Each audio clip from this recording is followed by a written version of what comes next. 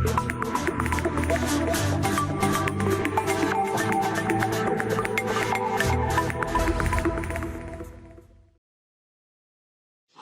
and welcome to Acronis, our information security series. Today we'll be talking about social engineering. So we need to discuss what is social engineering, the life cycle of social engineering, what are some techniques used in social engineering. Part of those is phishing, which is huge business, and I'll explain that, and then some tips to help prevent social engineering attacks. My name is Steve Brining. I'm a partner technology evangelist for Acronis. I've been with the company for about 4 years. I've been in the cybersecurity space for over 25 years, mainly on the manufacturing side of software, and I'm currently a commanding officer in the Arizona Army National Guard. So what is social engineering?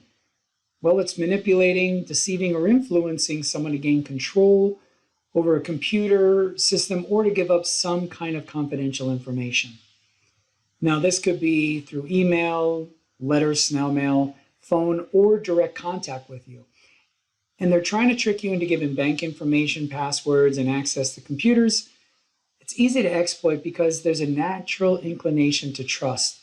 It's easier to fool someone giving a password than trying to hack a password, unless, of course, that password is pretty weak. There's a life cycle to social engineering. And the information gathering is to gain credibility and establish trust.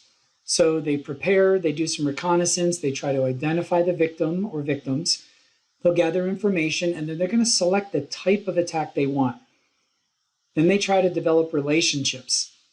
They engage the target then, they spin a story of some sort, and they try to build trust with the target. Once they build trust with them, then the exploit happens.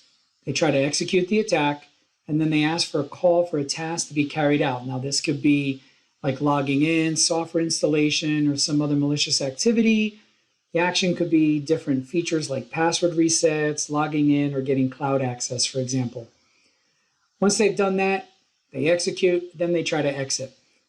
Once they've gotten that sensitive information, they disrupt, get the data, they try to cover their tracks, and they try to bring an end to it and close out it. Now, there's many techniques out there for social engineering, and some are quite surprising. So phishing, hopefully you might have heard of that, but it's to gain sensitive information using email, and it tries to evade spam filters. Bank and social websites, they're typical scams for that. Spear phishing, it's a small targeted attack on particular people. Research has to be done on the target, and then they personalize that to help them do something that's against their own interests. Whaling is spear phishing, but directed towards senior executives or other high-profile targets. You have baiting. It's putting something in front of the victim to take action. USB thumb drive is put out in an elevator or a bathroom and say it's labeled US payroll list.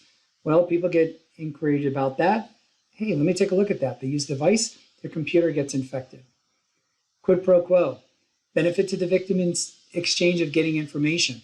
Hackers say is trying to be IT support. They call people, hey, quick fix, you just need to disable your AV right now, and then you get malware. Tailgating, that's getting access to a building. They wait for a user to open it, they pass through a secure entry, and then they follow behind. Honey trap. It makes a person interact with a fictitious, attractive person online. Diversion theft. They target transport courier companies trying to trick a company into delivering something other than where it was supposed to be delivered. Pretexting. It's a false motives involving some real information on a person like social security number, date of birth, in order to try to get more information. Then you have rogue spyware. That's malware that deceives, misleads some user to pay for some fake or simulated removal of malware. It's a popular choice out there. There's artificial intelligence voice changing technology to help hijack a person's voice for fraud schemes. And then we were talking about phishing, and it's huge business out there. Say you get an email from a friend. Well, they hack the email password, and they might have access to your contact list. They might use the same password on other sites. Well, guess what? They have access to your email. They send emails to all the contacts, and they can even leave messages then on your social pages. Some other areas with phishing. You may get emails that say, hey friend, I'm stuck in a country, I've been robbed, or I'm in a hospital, can you please send money? There may be some charity at the top of mind of situations going on in the world, like even today. Donate, fundraiser cause. They ask for aid and support for those in disasters and political campaigns. There's a problem, but it's requiring you to verify information by clicking on this link and providing information on a form, but you got to act quickly. Hey, you're a winner of a lottery. A relative passed away, or you're the 1 millionth person to click on this. Please click on this link for the site. And it now asks you to send more information to them in order to get the prizes. They pose as coworkers or your boss. They ask for an update on an important project, say it's proprietary. What about payment related to a company credit card? So here's some tips to help you prevent attacks. Keep in mind the human element is involved in this. The problem can never be solved with social engineering. However, continued security awareness training. Do some baseline phishing security tests. Assess the company baseline of being what they call phish prone. Run some simulated social engineering tests to help keep users on their toes. Also, slow down. They want you to act fast and first and think later. It's high pressure or a sense of urgency. Please be skeptical of that.